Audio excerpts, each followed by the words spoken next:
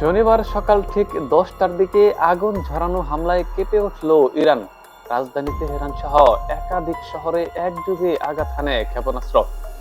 আকাশপথে বিমান হামলার পাশাপাশি সমুদ্র থেকে যুদ্ধজাহাজের মিসাইলও ছুটে আসে অন্তত 30টি লক্ষ্যবস্তুতে। আবাসিক এলাকায় বিস্ফোরণে দিগন্ত জুড়ে ধোঁয়ার কুণ্ডলী, ছড়িয়ে পড়ে আতঙ্ক। অভিযানের দায় স্বীকার করেছে ইসরায়েলের প্রতিরক্ষা বাহিনী। মার্কিন এক শীর্ষ কর্মকর্তার বরাতে জানা গেছে, অভিযানে ইসরায়েলের সঙ্গে সরাসরি অংশ নিয়েছে যুক্তরাষ্ট্র।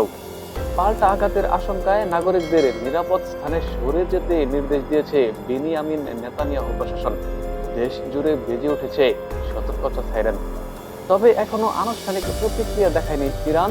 ক্ষয়ক্ষতি বা হতাহতের সুনির্দিষ্ট তথ্যও প্রকাশ পায়নি। এদিকে ইরানে হামলার পর উত্তপ্ত হয়ে উঠেছে পুরো অঞ্চল। ইসরায়েলের পাশাপাশি কাতারে অবস্থিত মার্কিন দূতাবাস সহ বিভিন্ন গুরুত্বপূর্ণ স্থাপনায় জারি করা হয়েছে সর্বোচ্চ সতর্কতা। যুক্তরাষ্ট্র তাদের কূটনৈতিকদের নিরাপদ আশ্রয়ে সরে যেতে নির্দেশ দিয়েছে। একই সঙ্গে মধ্যপ্রাচ্য জুড়ে ছড়িয়ে থাকা মার্কিন সামরিক ঘাঁটিগুলো রাখা হয়েছে উচ্চ সতর্ক অবস্থানে। যে কোনো মুহূর্তে ইরানের পক্ষ থেকে পাল্টা ঝড় শুরু হতে পারে।